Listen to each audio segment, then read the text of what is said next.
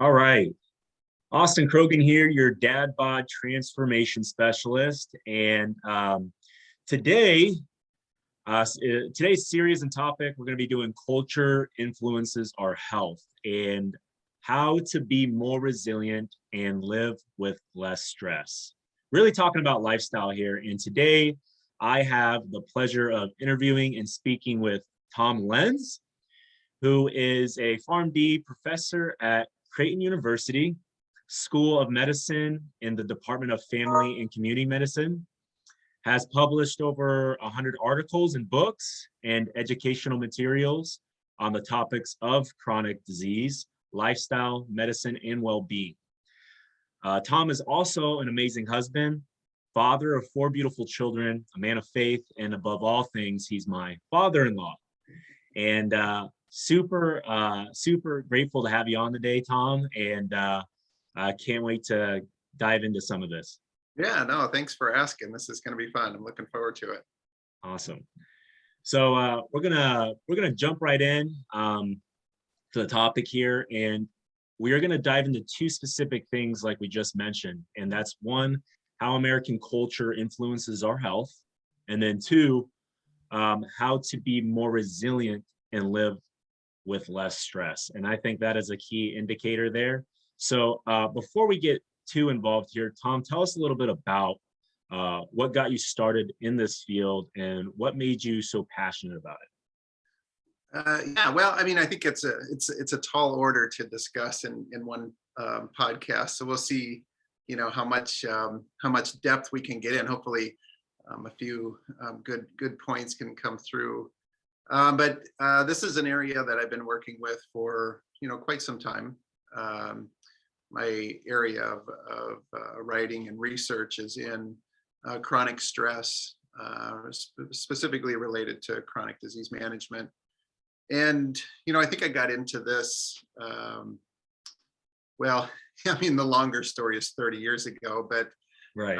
Honing into it a little bit more specifically probably came, I would say, about 15 years ago or so, when we have a program here on campus for our employees who have certain chronic diseases, and mostly lifestyle related chronic diseases. And one of the meetings I was having a conversation with someone who's in the program, and we had been meeting for probably a year or so, about once a month. So we knew each other pretty well. And, whenever we start meetings like that, it was, hey, how's it going? How's the family? How's work? Those kind of introductions. But he didn't want to talk about any of that. He said he came in, sat down, and said, I got it figured out. And I said, what do you have figured out? And he said, I know what my issues are. And so, from a medical side, obesity, blood pressure, cholesterol, diabetes, didn't have outright cardiovascular disease, but, certainly on his way there. And so, I did one of these numbers. I'm like, this is awesome. So I got like this. I said, tell me, what are you thinking? He goes, I'm lonely. And I sat back in my chair like this. It ran through my head is I don't have an answer for lonely. I mean, that is not part of, biomedical reductionism that we're all trained to do in our medical community in the West. And so I didn't know how to respond to I'm lonely, right? I mean, there's no drug for that. There's no like straight up, okay, here's what you do for being lonely.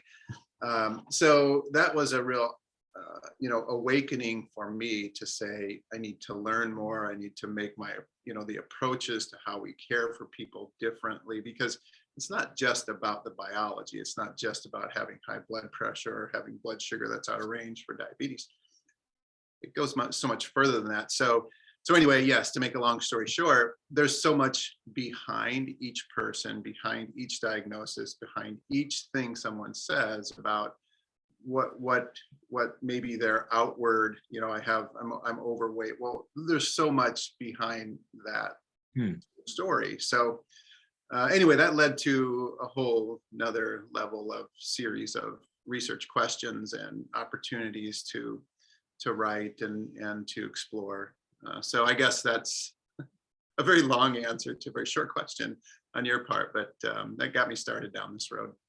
No, hey, thanks for sharing. I think that's really awesome. And um, how is how has as we dive into these two specific questions,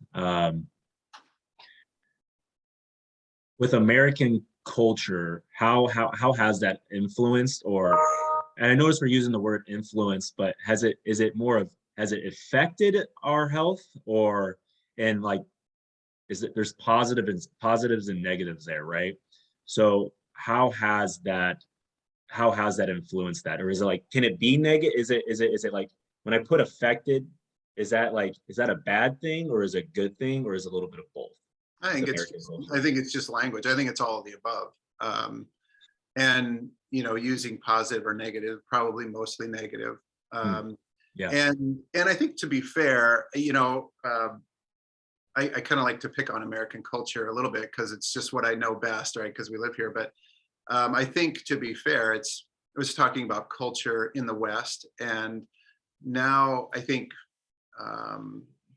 just because of the spread of globalization, that I think it's probably culture that's more worldwide now. I don't think we can specifically say, this is how we do it in America, this is how we think, and this is how we go about our business, or this is how they do it in Western Europe. I think this is probably across the globe now. And the reason I feel pretty confident in saying that is because we have lots of data to show that chronic disease is something that isn't separate to just us in the US or to Europe, but certainly to all across the globe. In nearly every country, we're experiencing the same lifestyle related chronic disease. And I think to get more specific to your question is, how does culture affect that? Well, as again, the answer is longer than shorter, but it Yeah. really started back in the 1400s, in the West. So in Europe in the 1400s, when this new notion of modernity was taking hold. This is really a way to say our modern way of living, where we transitioned out of looking at this notion of what a God would look like and how God would affect everything on down, but to say, you know what, we're finding some really amazing things about science. And this happened over a 200, 300, 400-year time period, where science took a major foothold in describing things that happen, in nature, in us, and in ourselves. And we could then say, well, this is related to science and not to God. And there was a massive separation there, and no longer, this became a two-way street of looking at, we separate God from how we look at everything else in nature. And there are many philosophers who did this, who made that split there. And we went down the road of saying, yeah, that totally makes sense. We're going to put all of our reasoning into this notion that science explains everything that we do, and no longer connected God to us. God was then looked at something as separate to us. So God is out here, we're in here. And so Interesting. we answer all of our questions by that. So then, to get more specific, how does that have to do with culture? Okay, so because we then related everything to science and reasoning and knowledge, at the same time, we had this idea that that achievement was really important, right? And so at the same time, the United States was literally being born as a country, even though, of course, we existed here and had a culture already. But as a United States of America country, we had these ideals from the West that it was science, reasoning, knowledge, individual performance, individualism. were really held in high regard. And so then as we continued in the US to move further west as a group of people and discovering that land, it was, hey man, you got the moxie to go out and get some land out west, then you go do it. It's all on you. You either do it or you don't, right? And so how big of a cowboy hat you gonna wear, and that's your land, right? And so we had this notion that achievement was really important, and that the more that I have is really, really important, and the more that I know, and so we see that then in influencing nearly everything we do, like say for education, for instance. I mean, everything we do in our education system in the US is based off of individual achievement. Every student is asked to do, these standardized things, and then we rank them, right? We give them grades and we rank them, and so that's how you perceive yourself as self-worth. That same mentality or way of thinking, way of putting people in rank order, we do in nearly every part of our society. So that then has as far as culture goes, that has then greatly influenced our stress and how we look at ourselves and how we look at other people and how we look at what is actually good, good versus bad, smart versus not, all of the labels that we give to everything. That has then greatly influenced our stress and greatly influenced our ability to be resilient, which we can talk about, after a bit. But what we've been able to do is tie back very, I think very clearly and very specifically that the way we live our lives and this notion of, things are all about me and my individual achievement. And that's how I get myself through. Yeah. Let's take social media as an example. That has significantly influenced our stress, and we can measure that in all kinds of ways through, through a lot of biomarkers, and then we can tie that back to chronic diseases like blood pressure and diabetes and obesity and heart disease and certain cancers and so forth. So there's a very clear linear, connection. Yeah. Wow. But the interesting part about it is it's not linear on how we got there. I mean, you can say I've got, diabetes because of all of these 6 things that happen biologically for me to get diabetes. But how I ended up getting to this place is really complex and has a lot to do with how our culture goes about its business. So in a nutshell, that's the answer to your question. But there's so much more, of course to it. Yeah. That's interesting. So has it become, is like what kind of what you're saying, is the culture of, like, specifically, let's talk about America, when you're in over the time span, we're becoming more, it's like more of this want, like with information, things we do, self-achievement. It's like a thermostat, basically, kind of. Is that what you're saying? And we're trying to meet this external paradigm, and it's causing us to become stressed. Does that make sense? No, you're right in the ballpark. So that's the deal, right? So we have these ideals that we are putting that our culture, I think it's fair to say, legitimately puts onto us, as far as, in order for you to feel okay about yourself, this is how you need to look, this is how you need to act, this is how you need to think. Ironically, we are the country that prides itself on freedom, but we significantly limit our each other on our freedom, because we say these are the ideals that you need to achieve in order to have some sort of standard within the community or within the population.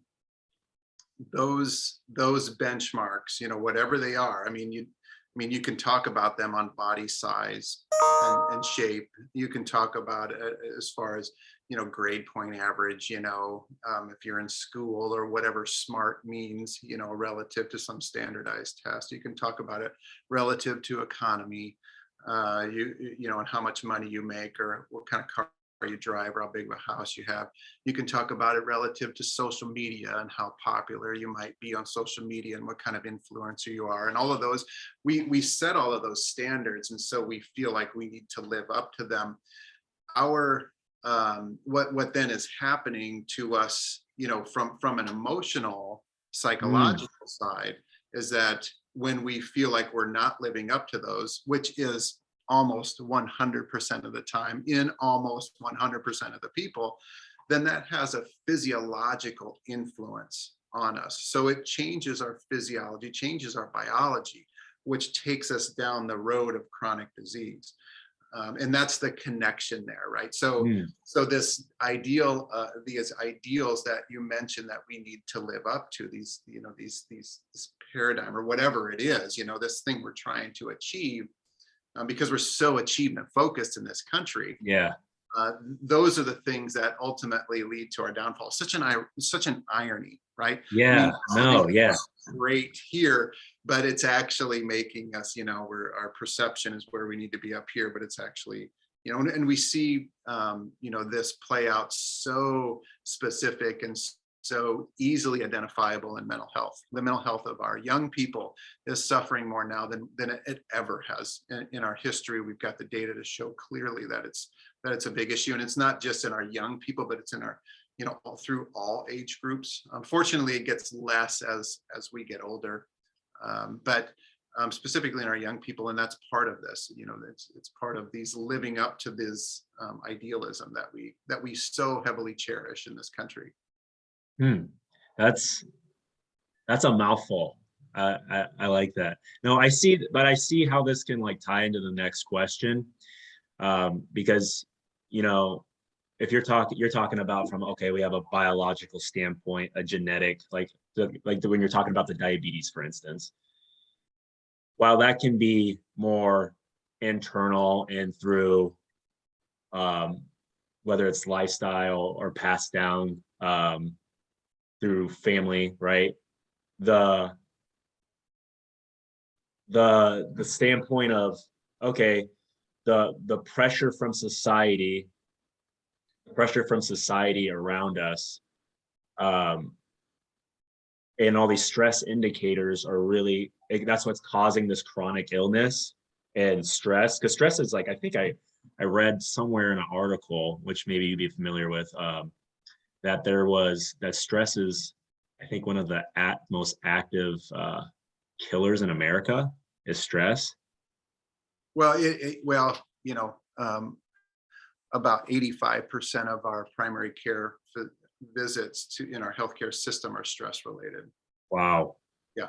So it is a prime factor in nearly every chronic condition that we experience. And data. Yeah, and you said that it's been shown, you have the data now that shows it's higher than it's ever been, even in our children.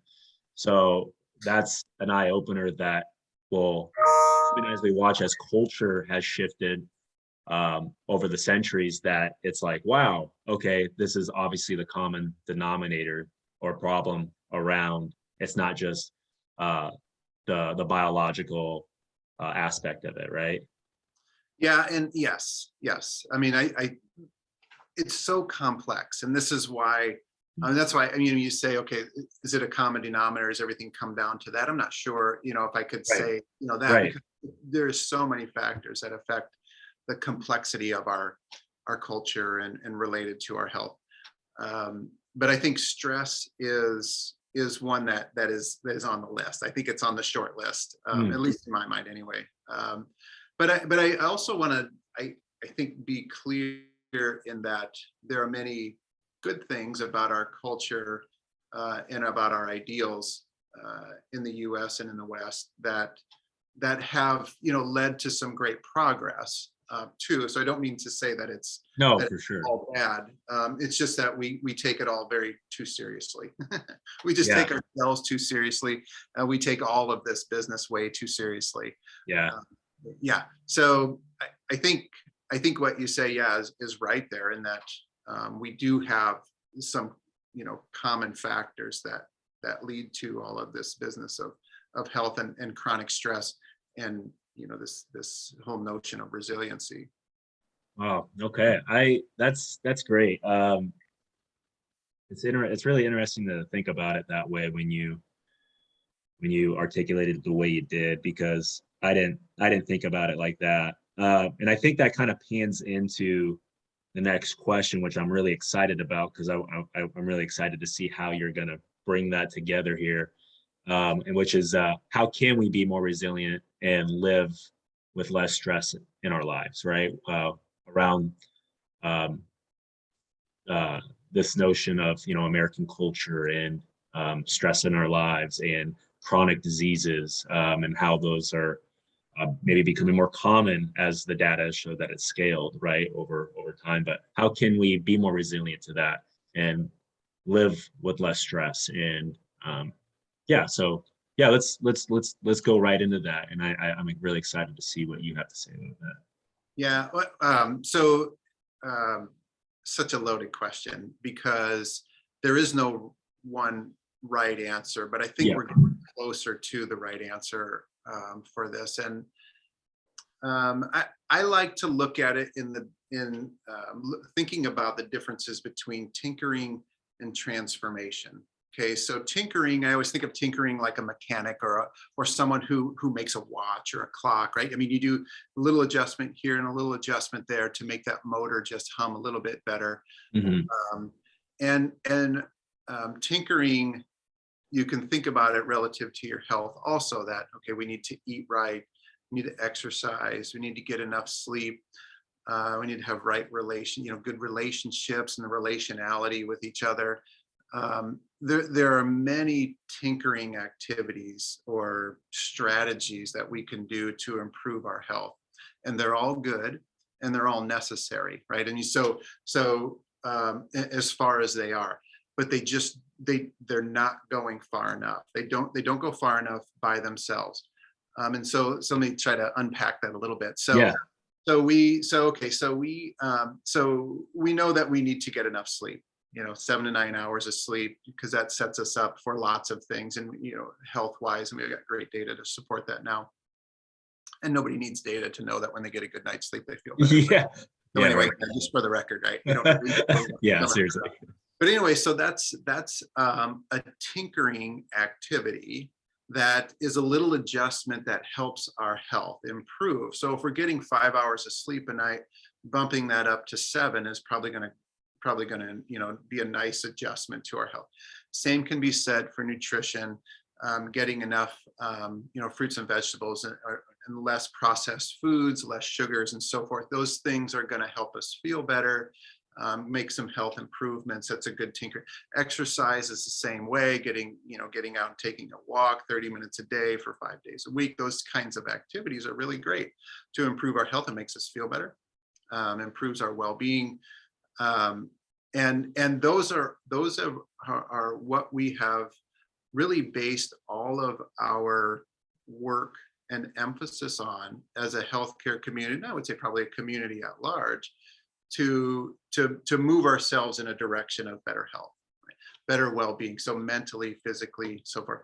And I would say too, putting in there, the notion of spirituality, of, as I said, relationality, and having good relationships with people that we, family, friends, coworkers. Those are really good and important activities, but I also put them in the bucket of tinkering, including things like going to church. Those are great activities, because what it does is it hopefully puts us in a position to receive. And so this is where we're Mm. getting closer to this idea of transformation. So if we can move in this direction of doing what we can do to put us in ourselves in a position that we are available, right? Available to receive. Then we can allow ourselves to be transformed. We can't. So this is probably a conversation for a a podcast that's another 6 hours long. But but so transformation isn't something that you can say, I'm transforming myself now, or I'm going to transform someone else. Transformation is something that is done to us, right? And it's done to us by God, by however you describe the divine, right? Right. God, the one, whatever language used doesn't matter, right? The language doesn't matter, but it's putting ourselves in a position so that we are available to receive the grace from God. If we can get there, then we can make some real progress relative. I mean, if you want to go back to this biomedical reductionism, we can make some real progress relative to our stress, resilience, and then, even things like blood pressure, cholesterol, diabetes, heart disease, cancers, because our whole physiology changes when we put ourselves in a position and then make ourselves available to receive. So this is the next step, right? And so this is something that we rarely talk about. What we love to talk about are things like, well, you need to eat this and that, because we can measure it. There's science associated with it. And I can look at the outcomes like body weight and hemoglobin A1C and, whatever. The other things like transformation, that's the beauty of it. How do you measure it? Well, you don't, right? You just, you just know. And even things like, there's so much emphasis, of course, about making sure, when you talk about the spirituality side of this, because this is all about spirituality now, right? I mean, sort of from talking about culture in the US and what we hold as paramount up here to saying, okay, this is maybe something that's a little bit more important. It's not separate like you talked about. It's, there's not, it's all together. Okay. It's all together. And I think that is your point there is one of the main points for us to make today, in that we tend to look at life in a dualistic patterns. I would say it that way, that say whatever my political belief is or whatever my religious belief is I'm going to justify it as being the best, right? And so because I believe in this and this is the best, then something that someone else believes in isn't good enough.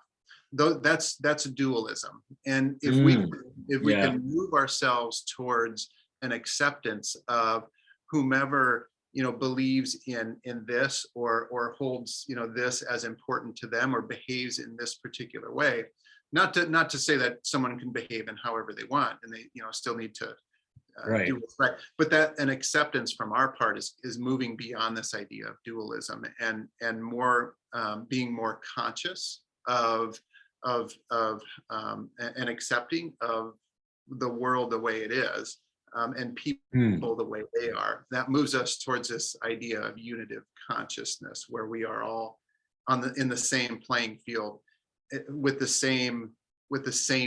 I mean, I think that's probably the best way to say it. I like that. Yeah. So dualism is everywhere. I mean, if you're a Cubs fan, you're going to hate the Cardinals. If you're a Cardinals fan, you're going to hate the Cubs. You just hope the other one loses, you know what I mean? Yeah, right. But it's more about being a baseball fan, right? I mean, and so recognizing that the game is awesome and that it doesn't matter who's playing. It's just you love the game for what it is. And that's sort of a metaphor for life in that way. As opposed to saying, well, I'm a Democrat, and if you're a Republican, then you're awful and I'm great, because neither are very good and both are very good, right? Right. They just are. But we have this notion of seeing one way or the other, and that the other must be bad if they're not looking at it, in my view. So that gets, pulling all of this, back full circle. That gets to this idea of recognizing the oneness and sameness of all that exists, including people, nature, ourselves, the divine. I mean, all of this is included in one great big everything. It's all included and all has the sameness associated with it.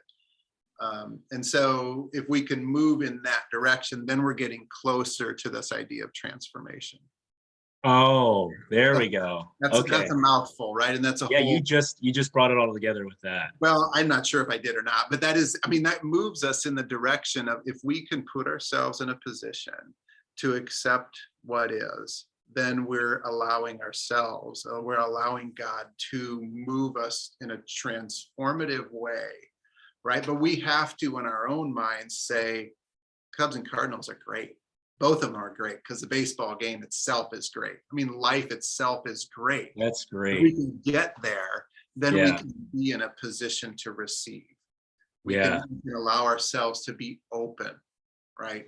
And let it just, it has to be done to us. Transformation has to be done to us. We can't control it, which we always want to control everything. But if we can get there, or at least somewhere moving in the direction, right? Do you ever arrive at that? Probably not. I mean, it's a lifelong, right? This is just a journey forward. Do you ever get there? I don't know. But you move yourself, put yourself in a position to move in that direction. And if you can do that, then everything else falls away. All of this notion of the American culture of individualism and, achievement and perfection, perfectibility, everything has to be right. I always have to be right. Those types of things, they become unimportant when you move in that direction. And when those things become unimportant, when you can let them go, and that's the deal, is when you can just let that stuff go, then your stress level greatly decreases and your resiliency greatly increases. If you can get to a point of unitive consciousness, resiliency isn't even a thing, because it was never a thing. It's never a concept. It doesn't even exist. You just are, right? So, yeah. Of course, a tall order, and we're relating a lot of things together, but this is where hopefully we can move in that type of direction. Wow, that's good. That's good. That's a mouthful, but it's good. Sorry, I didn't probably give you enough. No, that was great. Ask the next question, because this is a lot of, it's a lot there, but it's really, I think it's exciting stuff for us to try to move ourselves beyond this notion of biomedical reductionism, beyond this idea of reasoning to say, if I take this medication, then I'm going to be healthy. Or if I do this lifestyle activity, I'm going to be healthy. Is it necessary? Yeah. And is it good? Yeah. But it doesn't go far enough. Those things that we're doing now, they just don't go far enough. And that's probably the difference. And I would say between this idea of wellness and well-being, which it's the words we use all the time. Wellness and well-being, in my mind, are tinkering. Holism or wholeness is this idea of transformation. So I think if we can move from wellness to wholeness, I think we're probably moving in the right direction. That's really good, though, because just thinking about, as you tie everything together, you're talking about, like, we separate these things in compartments, and you talk about dualism, and which I did. That's a new word for me, dualism.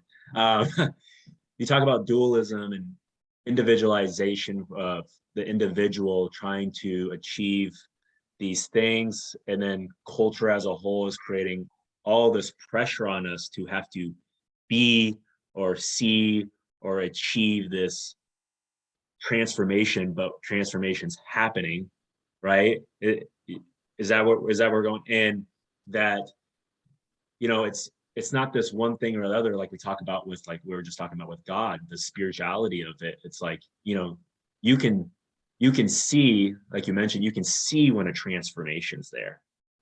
It's happening, right? It's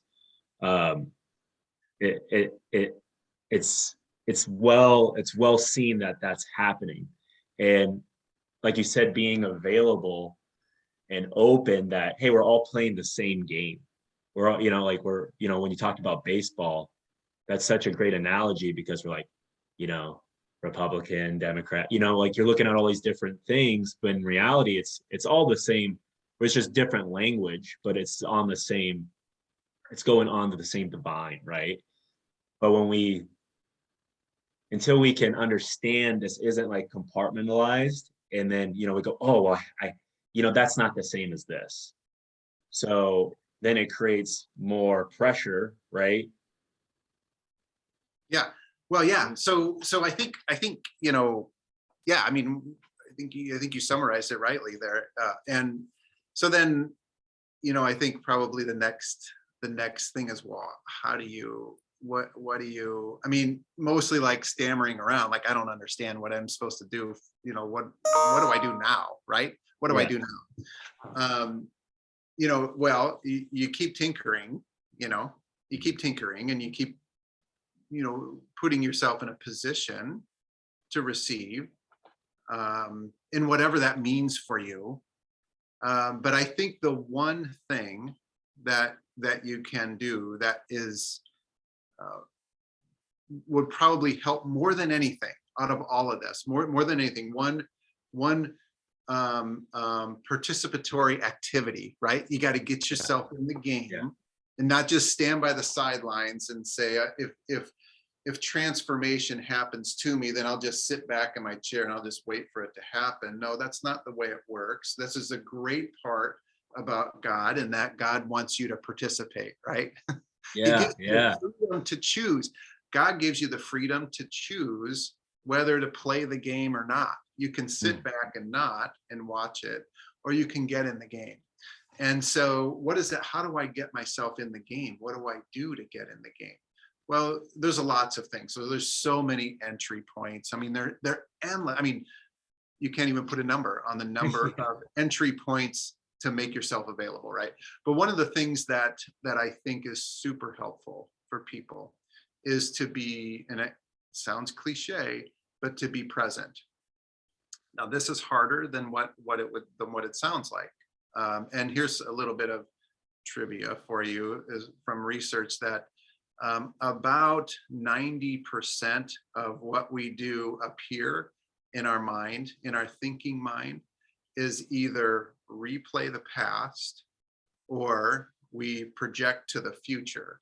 So most of our mind space is spent thinking about the past and replaying it, or we're thinking about the future, worrying about it, projecting towards it. We're not in the moment. If we can be here, right? If we can be present in the moment. Now, this is tough because our mind wants to do otherwise, but if we can be present, whereas in you say, I'm going to take my dog for a walk and I'm going to just listen to the birds. I'm just going to feel my feet. I'm going to be, I'm just going to feel the breeze. I'm going to smell the smells. Those, just being present, that gets you a long ways forward in making yourself available, because what you're doing is you're accepting what is.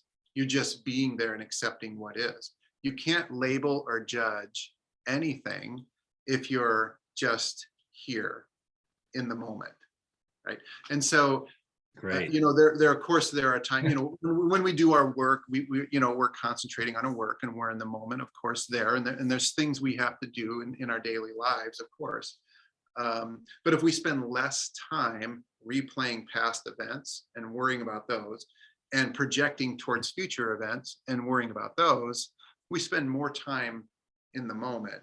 And that's when we're in the presence. And that's when we're making ourselves available. So being present to the now, as Eckhart Tolle would say in his really great book, gets us a long ways forward in this whole idea of transformation. No, that's powerful. I was just thinking about that last night, which was the being present, because I actually find myself a lot not being present. I'm actually a lot in the future. I'm always in the future. I'm very, very, very mildly in the past, but I'm always never here. And like last night, I was just sitting there with my fingers like this. And it's funny we're having this conversation about present. I was just sitting there and I'm like, this is the first time I've actually just focused. Like I'm like feeling the feelings of, I'm like in the moment. I'm not thinking about, and one of the greatest presents is being present, right? Like that is the greatest present. And Yeah, that's no, that's perfect. interesting. What a great example. That's a great example. It doesn't matter what it is. I mean, you Yeah. can, if that is a contemplative moment, that's a moment that you share with God because God is present. Yeah. You allowed God to be present with you. It doesn't matter what it is. You can't put a number on it. Entry points. That was an entry point, making yourself available. You can look at a blade of grass and just looking at that blade of grass, just being present with it, in awe of it, or being in awe of just feeling the touch on your fingers. There are, one of the downfalls of our Western society, our American culture, and now I think everywhere, but is that we only know things through this control tower that, up here, and that we only are able to intellectually reason through things that we know. But there's more than one way of knowing. There's lots of ways of knowing. Oh yeah, yeah. But you can know through your body by, if you put your feet on hot sand, it's hot, not because you had to reason through it. You just know that it's hot. You know how to ride a bike, or you learned how to ride a bike because you had to balance and navigate that. Your body knows how to do that. That's knowing through your body. There's knowing through your heart, and that's the spiritual way of knowing. Yeah. And then that's a whole, several Yeah. podcasts there. Yeah. Too, but this is where the contemplative moments come. How do you know that your mom loves you? Well, you just do, right? You just do. That comes through your heart. How do you know that you can feel your skin touching? Well, that you're there with it. You just know. You didn't reason through that. It wasn't an intellectual process. So back, couple hundred years ago, when Rene Descartes, the philosopher, said, "I think, therefore I am," really did a disservice to all of us, that I am a lot more than what I think, right? So those two don't equate anymore. And that's where we got down this wrong path of thinking that I only exist from what I can think. And that's our education system went through this notion of, I got to give grades, and labels to however people achieve. And that then reflects on who I am. No, it doesn't. I mean, there's so much more to you than just what your control tower says. Wow. That's powerful. And just the whole you just bringing it back around being present is interesting, because you can't be available unless you're present. Yeah.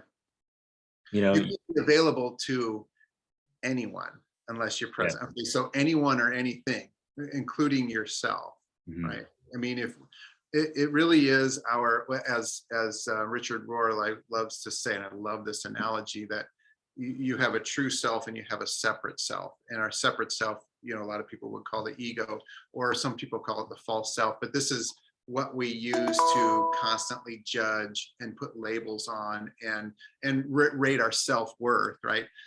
But that's not us. That's something that exists only here. I mean, there is something, our true self exists somewhere else that really probably only God knows. But we have a tendency to put everything in this basket of our separate self, of just our ego self, just what we can, match up to everybody. We can make it in this dualistic society that we love in that way. And so, there's so much more to us than what we give ourselves credit for. And in our relationship, as you just said, we can't know ourselves unless we get past our self-ego. We can't know other people either unless we experience them in a very present way. You got to get the ego out of the way. You can't know nature. You can't walk out there and and know that when you look up at the stars and it's just overwhelming how many stars are up there, that's a contemplative present moment, right? You didn't reason through that. Oh my gosh, look at that. Or when you stand in front of the mountains, or in front of the, on the beach, and watch this, just the enormity and massiveness and just being in awe. You don't reason through those things, and you can't have a relationship with nature in that way through your head. You have to let all of that separate self go and just be in the moment and be present, be in your true self at that moment. If we can do that more often, That's when we're moving towards transformation, right? Yeah. As opposed to letting this control tower worry about the past or project to the future. Yeah. I think the Apostle Paul said, he said, do not be conformed to the patterns of this world, but be transformed by the renewing of your mind.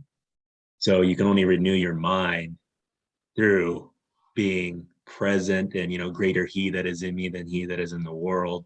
It can't be separate. It's got to be one linear, like that's good stuff. I know, like you also said, like we could go in a whole another couple of podcasts about all these different sectors because it's so complex, but I think just hearing a lot of this, even for myself and anybody that's going to be listening, is just, hey, this is really good information, and we really do take it out of,